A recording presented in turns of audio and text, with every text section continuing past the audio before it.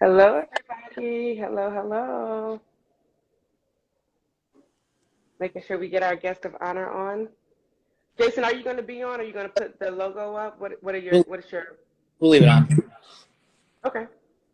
So are you going to ask what like? Oh, okay.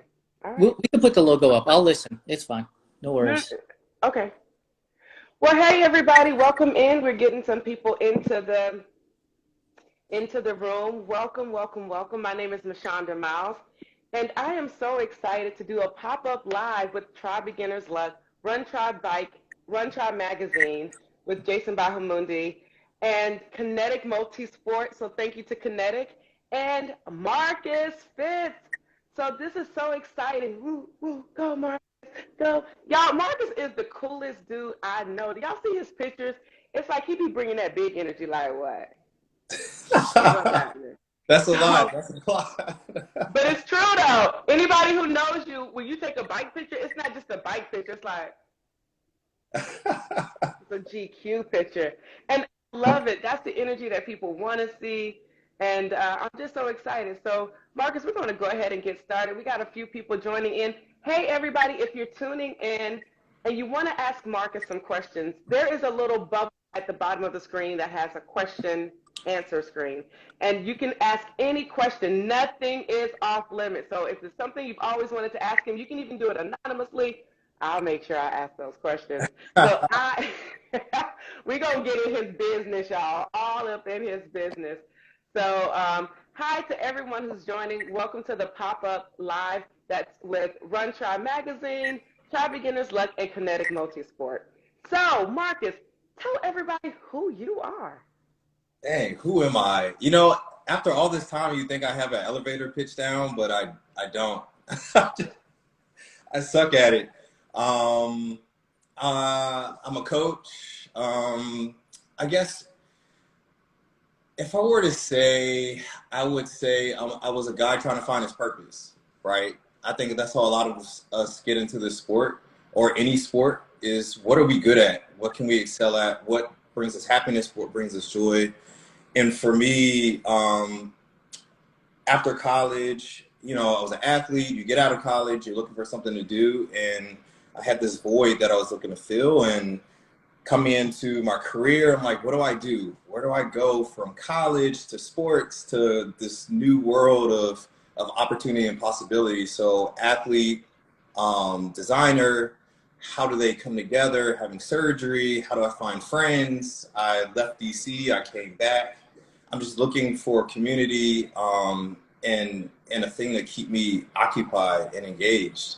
And, triathlon came in and helped fill that void. So fast forward to now, how I find myself in this space is, I guess, a community leader, athlete, coach, and friend, teammate. You're all those things. Coach, friend, teammate, my brother. I love it. Well, Marcus, I remember you guys, I remember you coming on the scene in DC.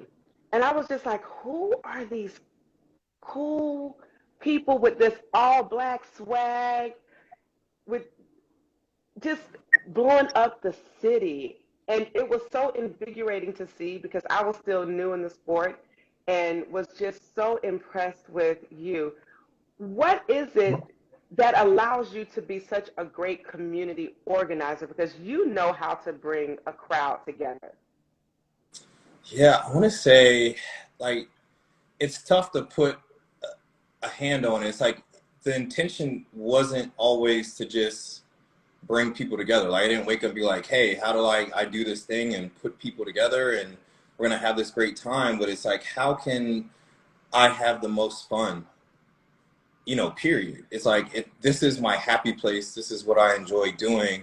Who else wants to do it with me?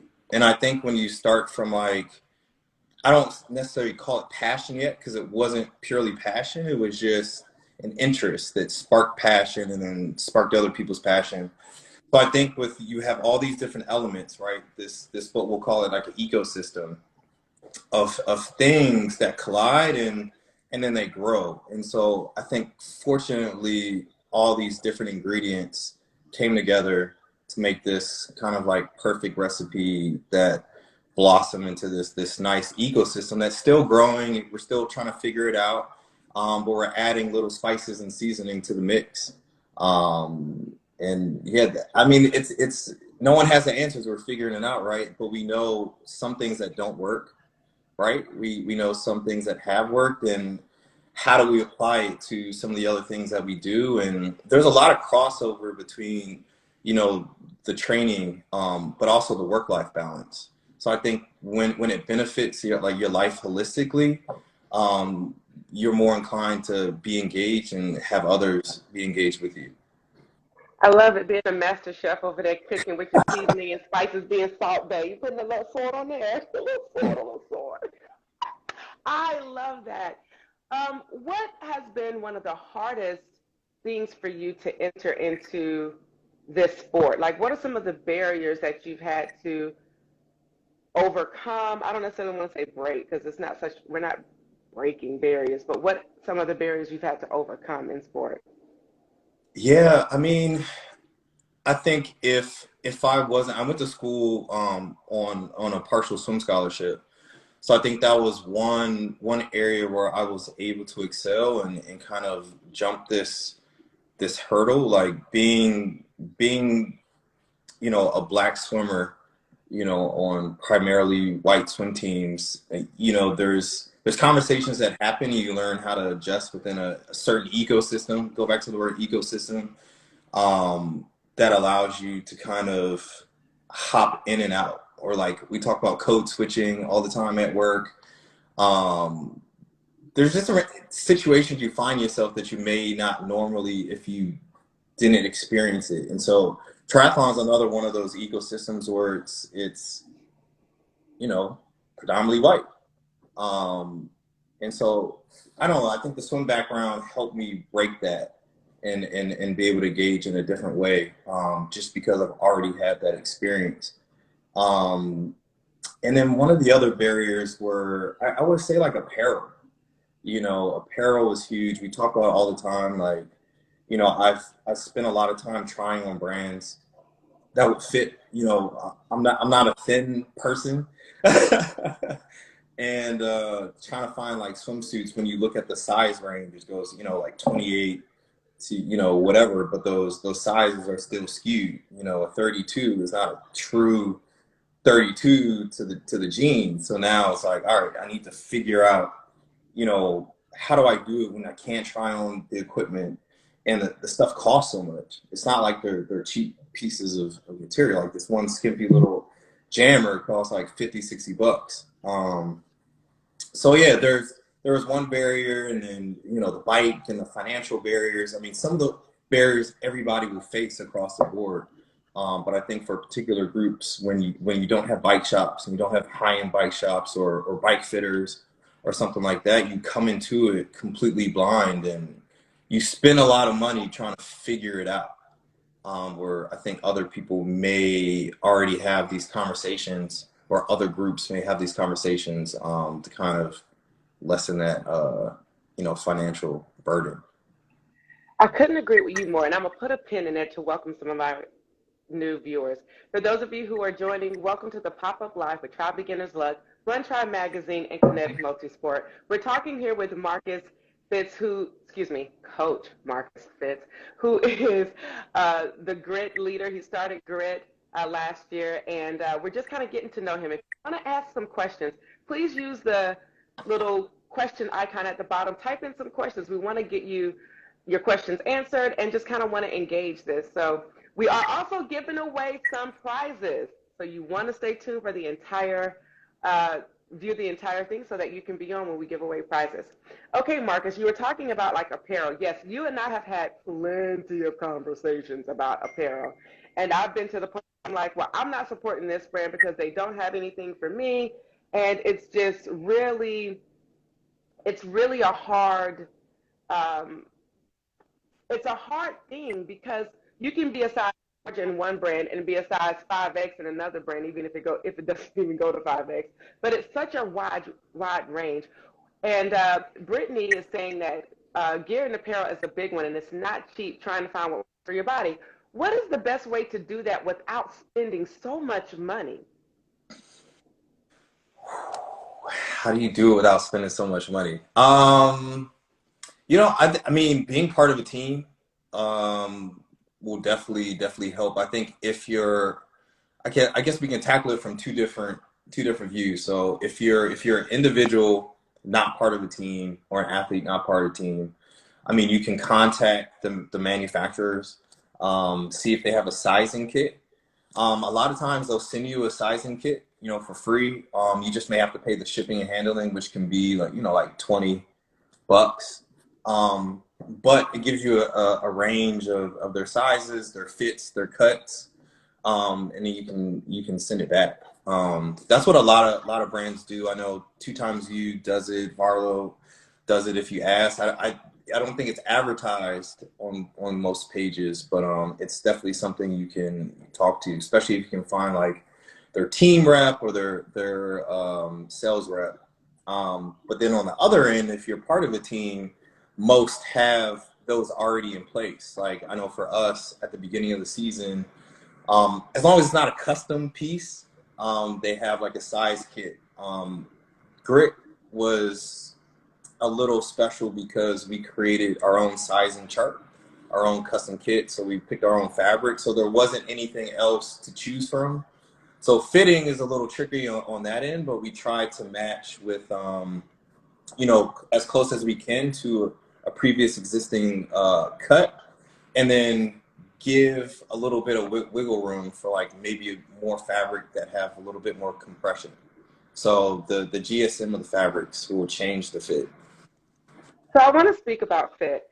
So in my past life, I used to be a fit model with both Spanx and David's Bridal. And so I think another point to make is maybe getting different body types even into the development process to try on these kits for those who are listening, and have access to brands, getting different fit models to try on the kits to make sure they size. I do have a little testimonial. Last year, I won a grit jersey doing a fun. And I was like, Marcus, how you going to give me this medium young jersey? Judging a jersey by its size. And when I put it on, I was like, oh, this, I mean, it was young, but it fit. And Marcus was like, it's supposed to fit. It's supposed to be that, what do you call what fit did you say it was supposed to be? It was like skin fit, like race fit. Race fit. I don't like to wear race fit stuff all the time. But anyway, it fit. And I was really excited to see how the fabric felt so good. And even when I sweat, it was definitely wicking and it didn't feel like it didn't clam to my skin. So with Marcus and what they have done is amazing. And I will definitely say, check out whoever Marcus is using for their kits because their kits are bomb.com. So moving right along, Marcus, this is a podcast for beginners. So if you're joining, I want to hear some of your beginning stories. What was it like to do your first race? And if you have questions for Marcus, go ahead and put it in that question icon at the bottom and we'll get your questions answered. Man, my first race. So sadly, or I guess it's sadly, I'm fortunate enough to have done like one of DC's only races, the Nations Tri. That was my first triathlon. So they have I think they have a sprint in Olympic distance, or had. It no longer exists for a couple reasons, but my first experience I had never done a tri, never thought about it, never heard about what a tri was. I was just looking through kind of Eventbrite listings, and I was kind of bored with doing marathons and halves. Like, what else is out there? So I can swim, I can run, I bike to work. So I feel like we can get through it. So I had like this cheap little Bianchi steel bike. It was like 30 years old. I'm getting all prepped to race. And then I get hit by a car, a couple days before the race. Like, bikes total. So we settled. I get the funds, but I have like no bike. So I talked to my neighbor who he builds carbon parts for planes, and and wheels and all this stuff. So we look on Craigslist, go get a bike. My first tri bike, and the first time I clipped in as well. So I'm clipping in, I'm using a tri bike, all this stuff. I'm using a tri suit for the first time. And we're talking about like 2 days before the race. So I get a bike rack from my car, pull up to the expo, no direction, not sure what I'm supposed to do. There's numbers. I find out about race belts. So I end up pinning my race number to a shirt. So I'm thinking like I'm gonna go through all these changes in the race and transition, which I didn't even know what a transition was at the time. Ended up not using anything, so I ended up just running with my race belt, like my bib in my hand. So I'm trying to pin it to myself as I'm running once we get to the run. But my experience was just so dope. Like I get to transition, I rack my bike. Some people walk me through the process. I just act like I know what I'm doing. Because I mean, I'm just used to throwing myself into situations I may not necessarily be prepared for. So I remember the hardest part of the course was, I think it was the bike for me, because I had never trained to run off the bike. And I remember I'm coming, I guess, down, I guess it was Independence Ave, and my legs are just cramping, like just out of control. I'm just like, is this normal? Do like people really do this? So I get off the bike and I'm like, thank God. It wasn't even a long bike. I want to say it was like 24 miles. And I start the run, and I think the first mile and a half, like I just walk. I just can't walk. You got that brick feeling, legs are heavy, feet are heavy. And I see my parents as we're coming into the finish line, maybe I want to say like a quarter of a mile back, and they're just like, "You good? Like, are you good? Like, you're like the only black person out here. Are you okay? Like, do you want to stop?" I'm like, "The finish line's right there. I mean, might as well crawl if I can't walk." So I get to the finish line.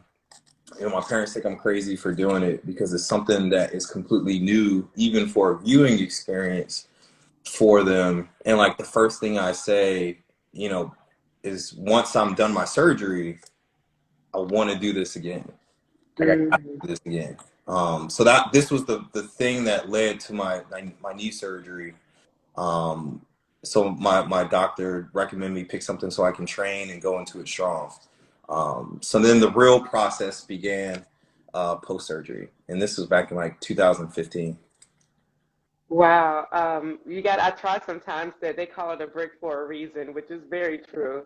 And Sarah tries 140.6 says, poor parents, mom, every race her mom has watched, she's had to say, I hate this so much. Um, so Brittany has a question. What's one thing all newbie triathletes should know? Ooh, yeah, what the process of the race, like the course. You know, USA Triathlon provides a race course list or race checklist. So just make sure you have everything you need. I didn't go into the race knowing that or knew it even existed. Um, I just thought it would just be this thing, and I swim, bike, and run. But like how you get to each thing matters and will change how you enjoy the experience. So making sure you have goggles, um, you know, towels, like race belt if you need it, the proper shoes. You know, you don't want to do a triathlon with trail shoes. You know, like run road shoes are a thing, and the same thing with the bike. I mean, for your first one, like use what you have. You don't have to go out and buy fancy equipment or think you need the best of the best. But I think once you choose to make it a lifestyle, you want equipment that's going to give you a good experience, but still stay within reason. There's a wide range. You can spend $600 on a bike, or you can spend $6,000 on a bike. Um, and then also nutrition. You know, one of the things that I didn't skip, I just had water. And I learned real quick that that wasn't enough. I had one water bottle. Out there parched. Boy, was mad thirsty, mad thirsty. Um, So yeah, figuring out what works for you and your body. Like, what are you putting in your body before the race, during the race, and definitely after the race, because it just doesn't stop with the race. Like, you have to recover. Um, especially when you get older, you don't recover as quick or the same. So stretching and training, the proper training up to the race. Like, just don't jump in a race, no matter the distance. Definitely not for Ironman. True. So I want to kind of split the difference between the beginner Marcus and the Marcus today. You had a post recently that stated my training is like 80%. Can you speak about your beginning training life and now your training life and how you've learned to train smarter and not harder? And welcome to all of our new viewers. If you have questions, there's a little icon tab down there with a question mark in it. If you can put your questions in there, I can get those answered for you. And this has been brought to you by Try Beginner's Luck, Run Try Magazine, and Kinetic Multisport. Go, Mark. Yeah, so when I was beginning, what did training look like? Training was sporadic. There was no, it was just like, let me go do this run with this.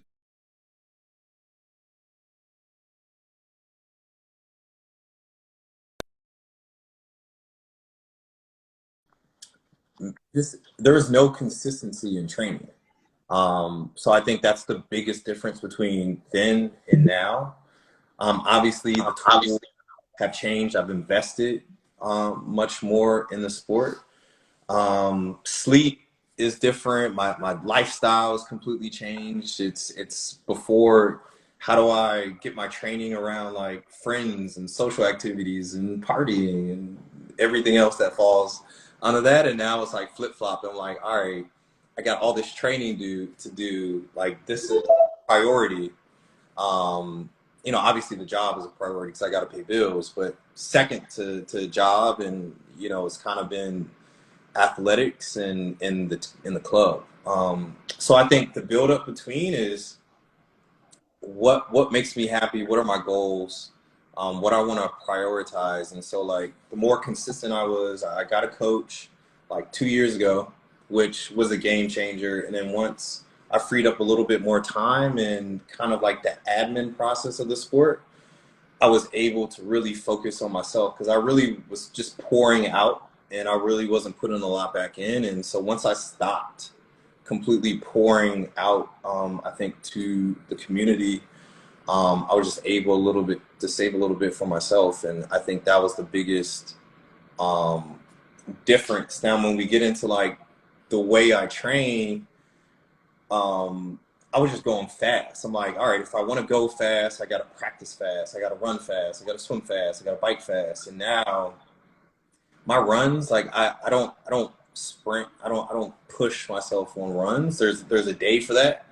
or there's a moment for that. And most of my runs are strides. Like, I don't do track work anymore just because my body can't handle the volume. My old knees. Uh, But I add in a lot of stride work. And so that's where I get my speed training in. So I may do, what that may look like is I'll have like an hour run or maybe a 2 hour run. And in the last maybe 20 minutes of that is just stride. So I might, do a minute on and then maybe like a minute off and then 2 minutes or however it's set up in my workout.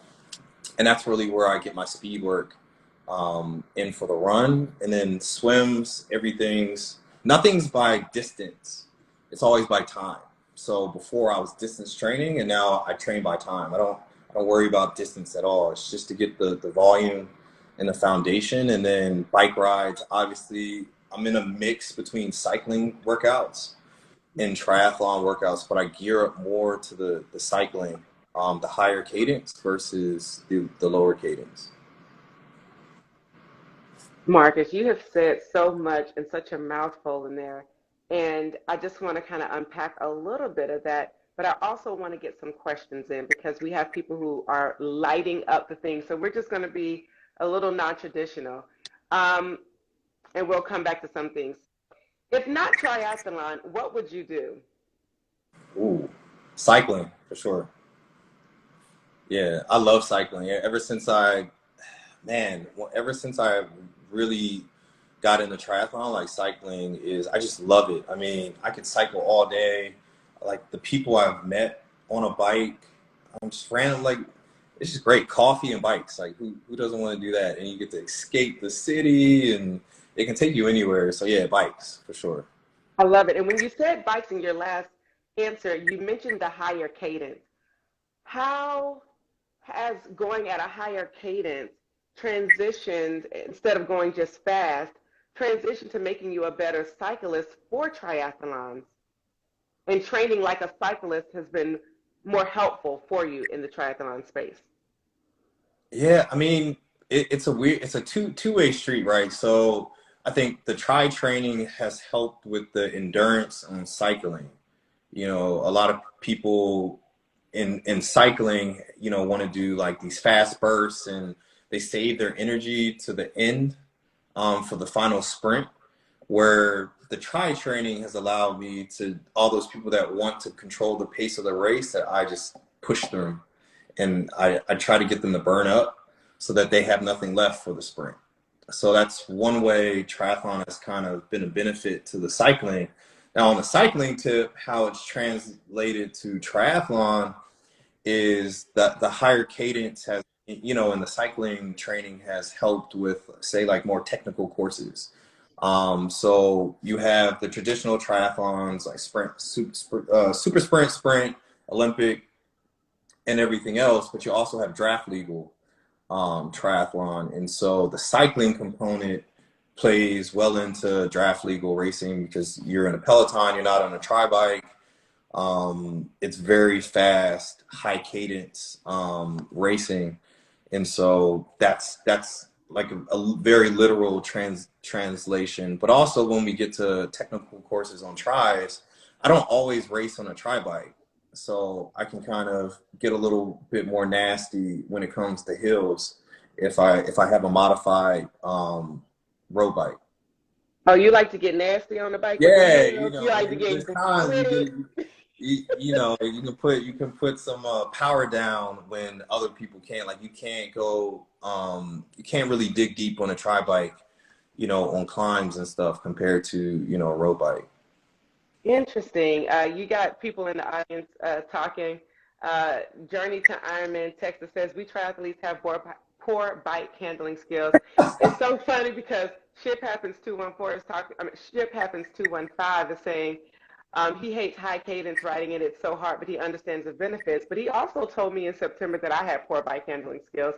So I'm a little disturbed by that. And Sarah is talking about put your own oxygen mask on first, and zone two training is where it's at. So I love it. I love the fact that, you know, you've learned so much on the course of your journey, and it's all so helpful for where you're going. And now that you're smarter, we have another question that says, if I can't run, are there biathlons? And I'm Yeah, gonna just answer that there is. So you don't have to worry about running. You don't have to run, but you can definitely walk. If you can't, you can do aqua bikes. You can do swim. Yeah, aqua bikes, aquavellas. So there's plenty yeah. of options out there for you. There's a lot. I mean, the whole realm of multisport. You know, triathlon is I guess like a type of multisport, but there's so many different multisports. Where you know, in the future we're going to see that there's going to be a split between USA Tri and USA Multisport because it deserves its own lane, and so you'll see under that there's like you said, aqua bikes. You know, swim runs and all these different off-road. Now we got gravel.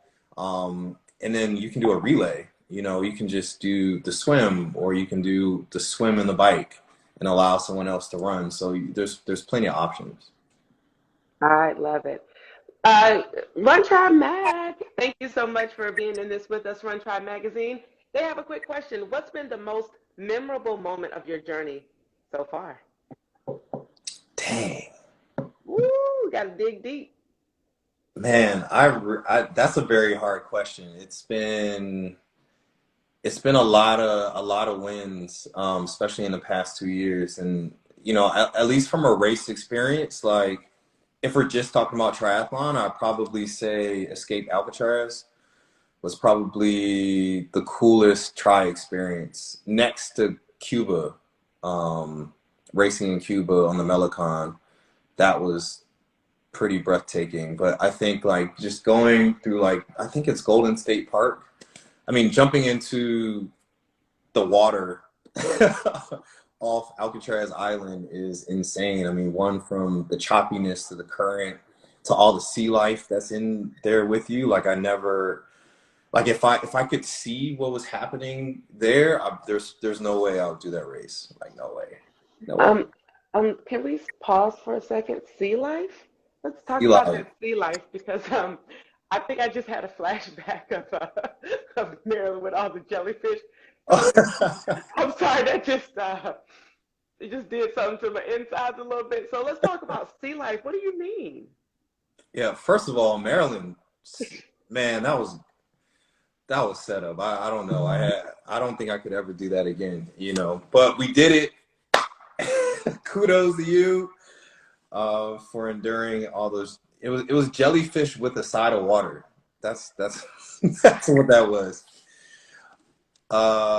Dang, Alcatraz. I mean, there's everything. There's sea lions, there's sharks, there's stingrays, there's everything. Like you look to a right and there's like a sea lion jumping out of the waves with you as you're like smacking down.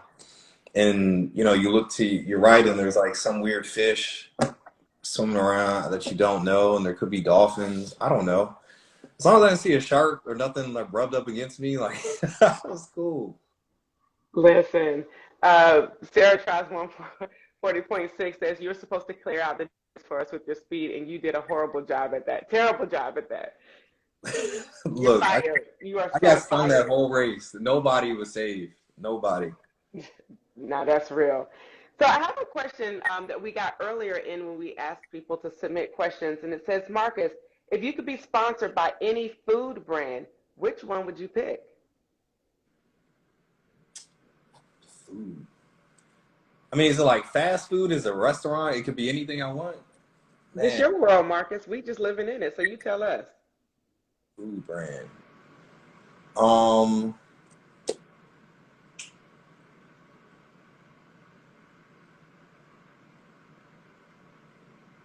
Dang, I want to think of a DC one. If it could be a DC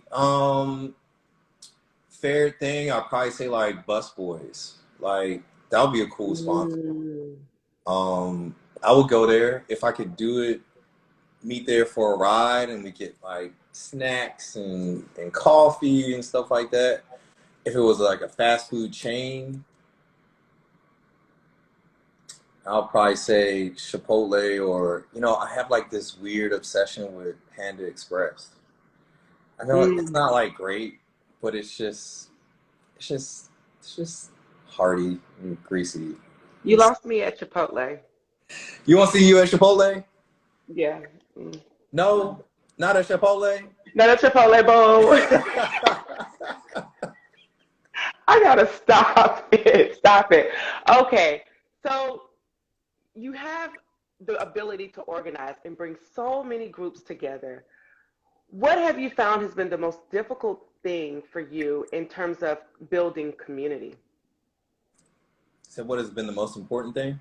Difficult. Difficult. Mm. I mean, I think the hardest thing is being present sometimes. It's, you know, you get your life, things happening, work. I think the balance between training, leading, delegating, um, you know, I like to do everything myself, and you can't. It just doesn't work. So I think figuring out how to relinquish and delegate has been difficult. That's probably been like the most difficult thing. It's still difficult for me now, because especially when you need things done, you just need them done. And so there's a lot of trust that goes into it, and and faith and leaning on your teammates, and then and empowering your teammates and membership to step up willingly and not forcefully, because we're all adults here. We all do things outside of this, and you want people to show up and want to be there without like, hey, you come to practice, like, hey, you doing this. Like, I think we're past those times. So, you know, I think finding a core group, but also, maintaining the balance of responsibility. Awesome. For those of you who are just joining, this is a pop-up live with Try Beginner's Luck and Run Try Magazine and Kinetic Multisport. So we're so excited to have those brands with us today who are sponsoring this first pop-up live. It's Black History Month, and we are still celebrating. Well, we celebrate all day, every day, but today specifically with Marcus Fitz, who has he founded District Triathlon. He's with Grit USA. He is the consummate organizer, and he does it effortlessly. And so we're just getting into the nitty gritty about who he is, finding out about the sport, his entry into sport. And if you have questions, there's a little icon at the bottom. Go ahead and type in your questions, and we'll get those answered. And we're giving away some really good prizes, so you want to stay tuned. So, Marcus, with that in mind, what role do you feel Grit has played in your training? Yeah, I mean, the same reason why I lean on community is what other people look to get out of it. It's accountability partners. It's motivation, camaraderie. Um, I think we have so many social clubs within DC where one thing I wanted to do is not make another social club.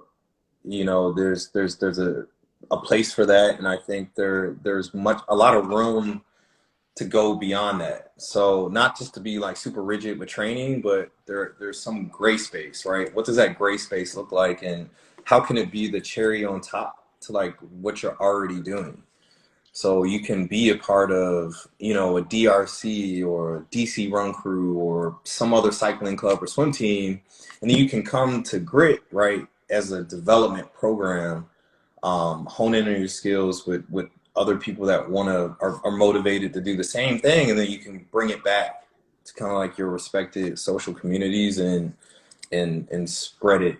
And that's kind of how cycling has grown, to be honest. I mean, I was in a space where it was difficult for me to put on spandex, and step outside. And I'm just like, people wear this tight stuff and they go out and ride their bikes through the city. I'm like, I ain't there yet. But I think when you find more people that are willing to do it, like now I don't even think about it because, I can go to Southeast and there's a bike club. I can go to Northeast and there's a bike club. Before, when I first started, I get on my bike and they were like, hey, yo, fruitcake, blah, blah, blah, blah, blah. Wearing them tight ass clothes. But now it's more acceptable. It's normal because people that wanted to do it before, they feel like they can, and there's a safe space for them to show up. And so I think that's the other important part about this community that we're building, within communities that see it, but now they feel comfortable joining and being a part of it. Now, Marcus, I have to stop you there because I know you, and I find it hard that you found it hard to put on spandex because the way you be posing for them pictures, be like you be in the mirror practicing, like, damn. Look, it was difficult. I'm not gonna lie. Like I couldn't. That was one of the reasons why I didn't swim in high school, because I didn't want to put on a jammer or a speedo. Like let me stick to football. Let me stick to basketball.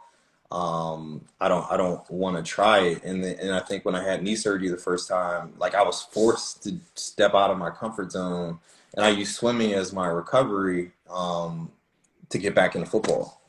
So. Mm. So outside of sleep, we're going to answer one of the questions. What's one or two durability routines you've learned along the way? I need to learn some more. Um, yeah, I mean yoga. Ever since I started working with Lululemon, like yoga has been a pretty routine thing. I I used to do yoga like 3 times a week and maybe do it once a week, but at least I stretch like in the morning, in the evening. I use endless recovery devices, Normatec, Hyperice, guns. I do stretching, so I get stretched maybe 3 times a month, where they just sit there and stretch you for an hour. My hip flexors are probably the area that's like that gives me the most problems. My hamstrings, glutes, calves, get a massage. I go to the chiropractor. I go to chiropractor probably once or twice a week and get realigned because I have a pinched nerve in my neck, so it affects the power of my left shoulder.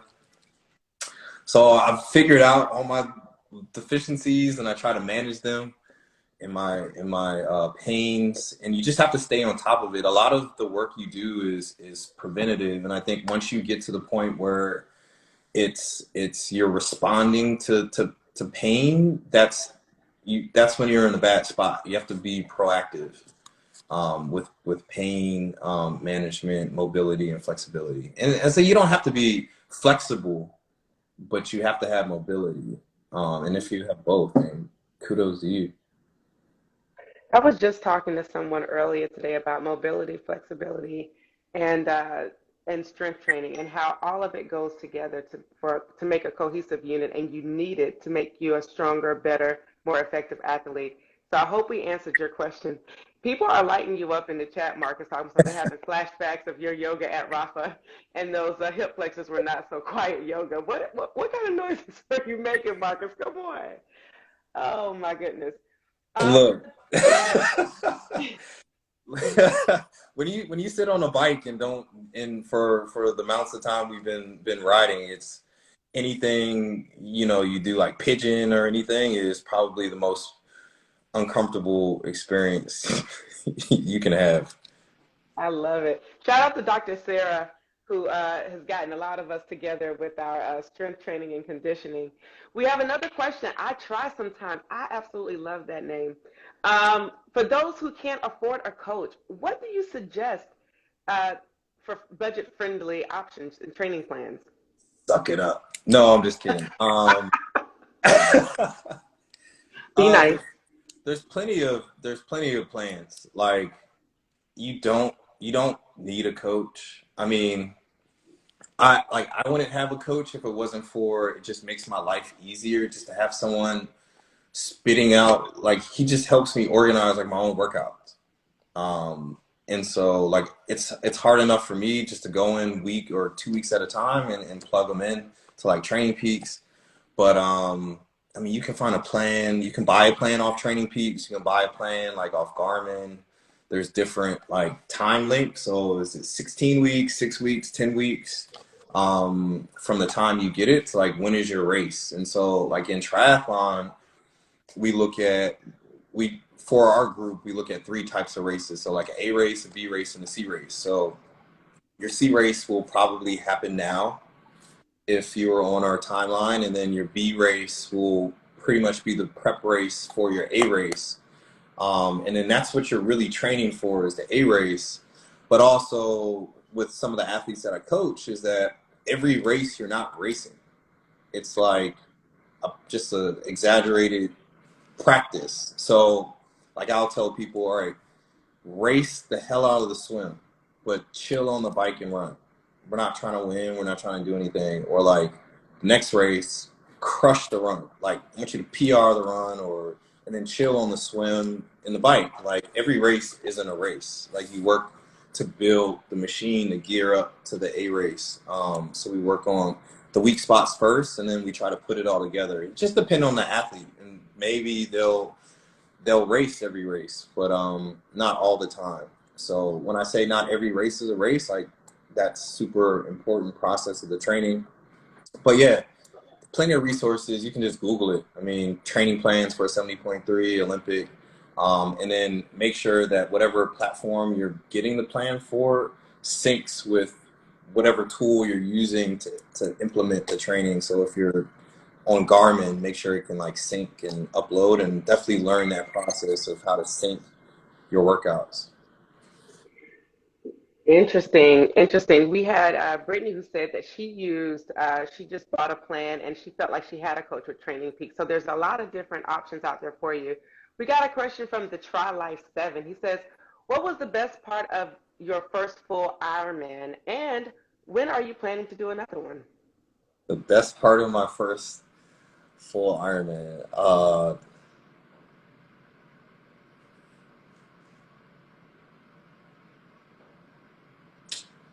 I will say hitting the swim to bike transition, because I saw my parents for the first time and coming out the water, like I felt strong in the water. But I think getting out of transition, doing a post check, seeing my family, surveying the land, like, I'm in it, like I'm doing this, like we're here, we're not dead yet, we're cool. And it kept me going. So I think the best part of the experience was seeing like my parents and my teammates, because I passed them like what felt like a million times, especially on the run, all the loops that we did. Um, yeah, but Maryland, regardless if it was an Ironman or not, like was probably one of my least favorite courses overall. Uh-oh. Did you go silent? Maybe I went silent.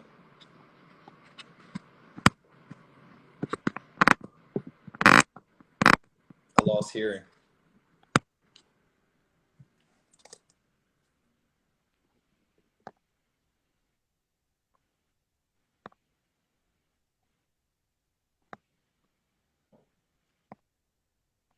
I can't hear you, Mashonda.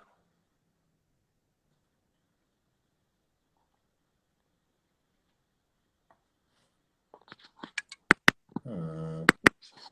Can you hear me? I can. Can you Oh, hear me now? yeah, there you go. Okay. I tell you, equipment, I'm not going to say which product I was using, but I guess it started to quit on me. But I like them so much, so I'm just going to be kind and give grace. Okay, now that we're back in motion, do you think doing the Ironman is enough, or do you want to go longer distances? Yeah, ultras. No, I don't want to go longer. I have one more Iron. I did sign up for another Ironman. That wasn't the plan, but after a friend passed, we had talked about doing it. If she had signed up, then I would sign up. But she passed, and I'll be racing in her honor. Mhm. Um, so I'm doing that race is Lake Placid. I don't have any plans to do another Ironman after that. That's just not my lane. Long course is not my thing. I'm a short course athlete, so I'll be sticking to Olympic distance and in some 70.3. I'm so glad you mentioned that. I think it's so important for athletes to know what lane they reside in and where they should stay in because that's where your sweet spot is. So if it's sprint, do sprint. If it's Olympic, do Olympic. If it's, middle distance, do the middle distance. And if it's long course, do long course. It's okay to teeter and try them. But if there's somewhere that you really thrive at, that's where you're going to find joy and you're going to continue to do this. One of the things we want to do here at Try Beginners Luck is we want to get you into the sport, but we also want this to become a lifestyle. We don't want you to just stop. So support local races. With that said, Multisport is sponsoring this. And so we want to give a shout out to them with the local racing and Run Try magazine. So we do have some gifts and we're about to wrap up. So stay tuned so you can find out if you're one of the winners.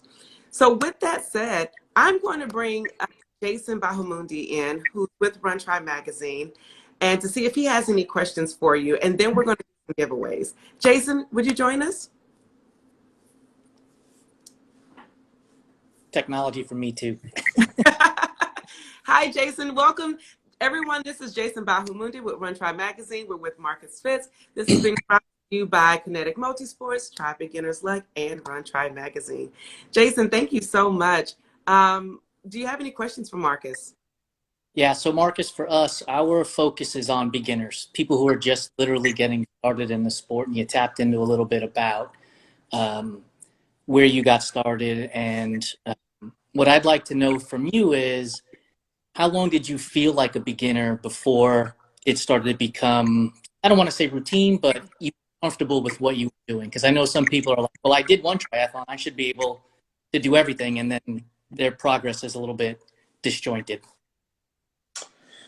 Yeah, wow. Yeah, I think, I mean, I felt like I moved past the beginner phase quick because after I did my at least mentally anyway.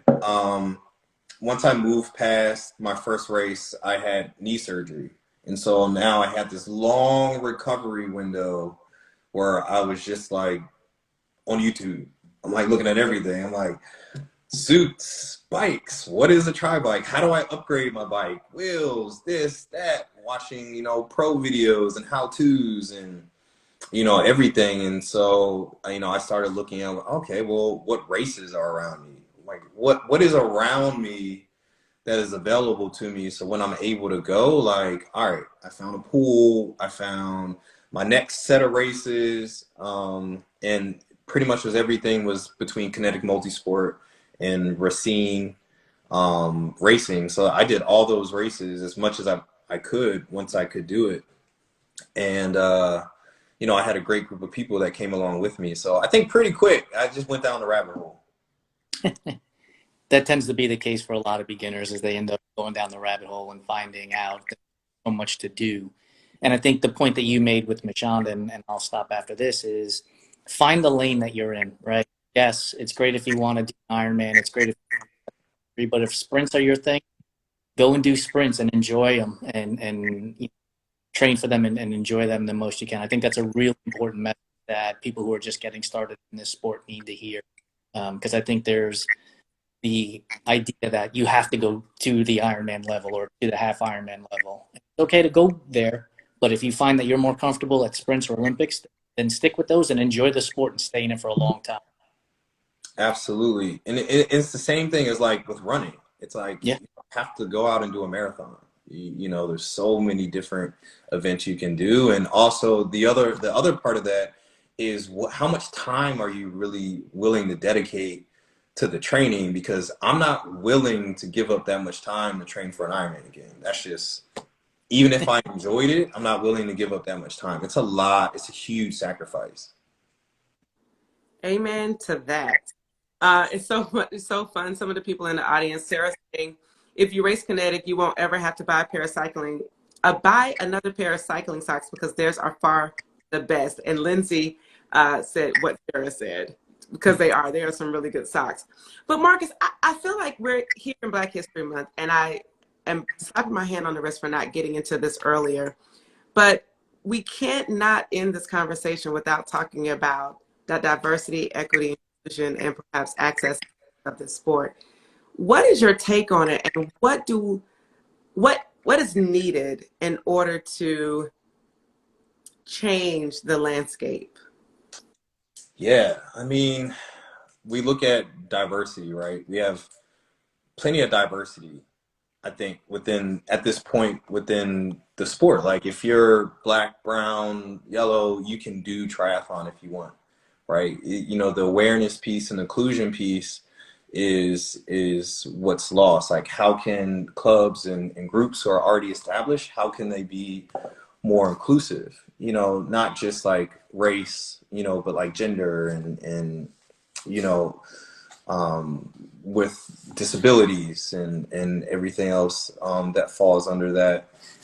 But there needs to be a voice in the room, like at the table, within the governing bodies. And that's one of the things that, I've been working with Grit to do is how do we get a seat at the table to provide resources and bring them back to our communities, right? So you look at USA Tri, they're Midwest, Colorado, West Coast, LA, California. A lot of the big brands are in California. And so they don't know how to interact with a lot of the communities here on the East Coast, or even if we want to get coaches, right? More coaches of color, they have to travel there when they don't even know if triathlon is for them, if there's not a lot of teams to make it into the sport and not like it. So there's not a lot of clinics, camps, combines, I've talked to the Board of Education here in Maryland. I've done plenty of interviews at schools and cafeteria talks. And, the crazy thing is the athletic directors don't even know what triathlon is.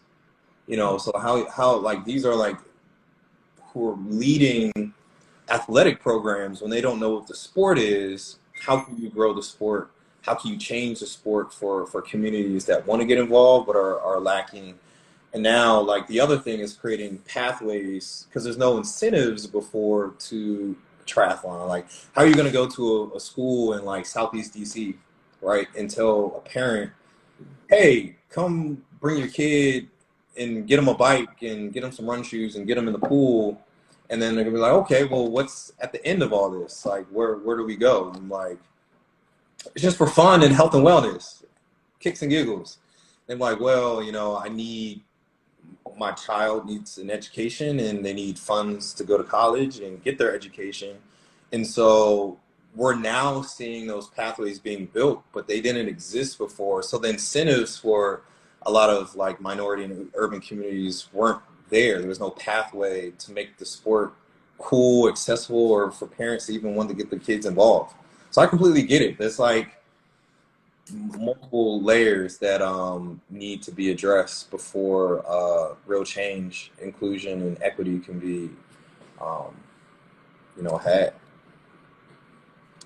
Thank you so much, Marcus. I appreciate your answer of honest and truth. And, one of my hopes is that, excuse me, that we will see more change and progress, especially in the next 8 years.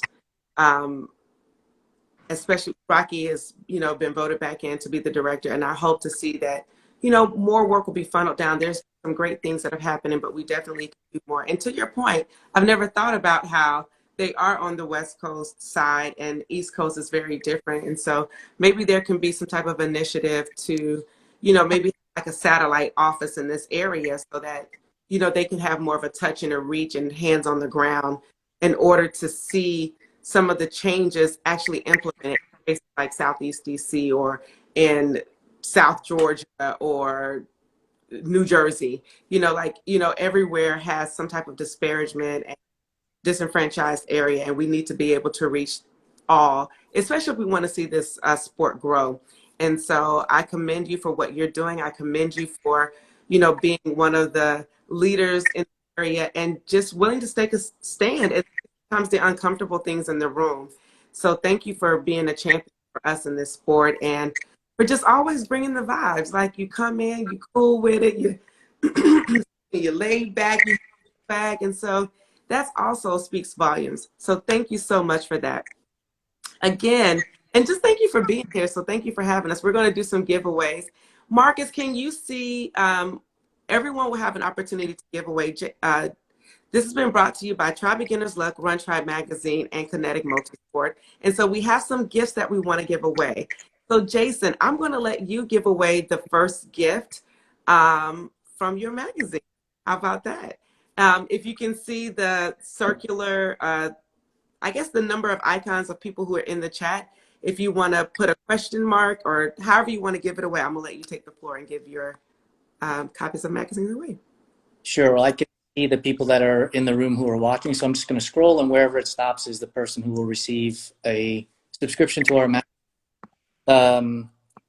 SKAOUNAS, Sophia Kaunis, would be the person who would receive. So if you can email us, info@runtrymag.com, your address, we'll get a magazine out to you for a full year subscription. Congratulations, Sophia. If you're still on and you can hear this, we'll do that. Marcus, I'm going to get you to scroll down the list to give away the next prize.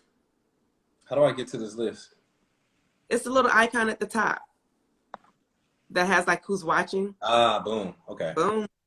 Like, I don't know how to work social media. All right. Scroll and pick somebody. Scroll and pick somebody random. Boom. Okay. Lindsay Young. Leslie Young. Lindsay Young? Leslie Young. Leslie Young. Leslie Young, you have just won an entry to a triathlon.